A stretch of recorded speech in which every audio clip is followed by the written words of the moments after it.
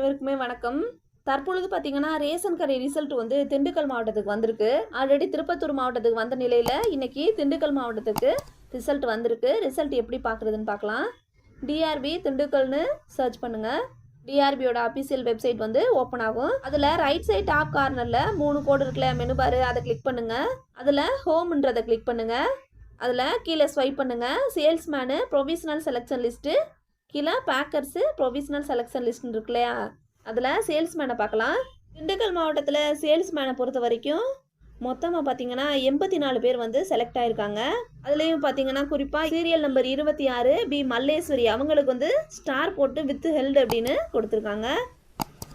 அடுத்தபடியாக 46வது serial number B பாப்பாத்தி அவங்களுக்கும் star போட்டு வித் ஹெல்டுன்னு கொடுத்துருக்காங்க. அடுத்தபடியாக 66 சீரியல் நம்பர் எஸ் முத்து அவங்களுக்கும் ஸ்டார் போட்டிருக்காங்க, வித் ஹெல்டுன்னு கொடுத்துருக்காங்க.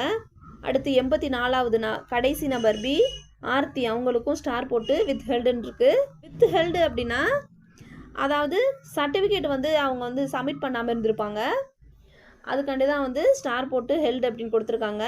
அவங்க வந்து இன்டர்வியூ அட்டன் பண்ணும்பொழுது சர்டிஃபிகேட்ஸை வந்து கொடுக்காம இருந்திருப்பாங்க, அதனால தான் வந்து வித் ஹெல்டு அப்படின்னு போட்டிருக்காங்க. மொத்தமாக திண்டுக்கல் மாவட்டத்தை பொறுத்த வரைக்கும் 84 பேர் வந்து ப்ரொஃபஷனலாக செலக்ட் ஆகிருக்காங்க. அடுத்தபடியாக பேக்கரை பொறுத்த வரைக்கும் எவ்வளவு பேர் செலக்ட் ஆகிருக்காங்கன்னு பார்த்தீங்கன்னா மொத்தமாக 12 பேர் வந்து பேக்கர்ஸில் செலக்ட் ஆகிருக்காங்க.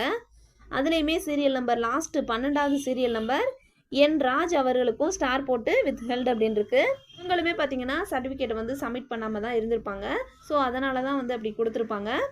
தற்பொழுது திண்டுக்கல் மாவட்டமும் வந்தாச்சு. நேற்று தான் அமைச்சர் சொல்லியிருந்தார் வந்துடும் அப்படின்னு சொல்லிட்டு. அதே போல் இன்றைக்கி திண்டுக்கல் வந்தாச்சு. அடுத்தடுத்தபடியாக வந்து இனி அடுத்தடுத்த மாவட்டத்துக்கெல்லாம் வெயிட் பண்ண மாட்டாங்கன்னு நினைக்கிறேன். பார்ப்போம். மீண்டும் அடுத்த வீடியோவில் சந்திக்கலாம். நன்றி, வணக்கம்.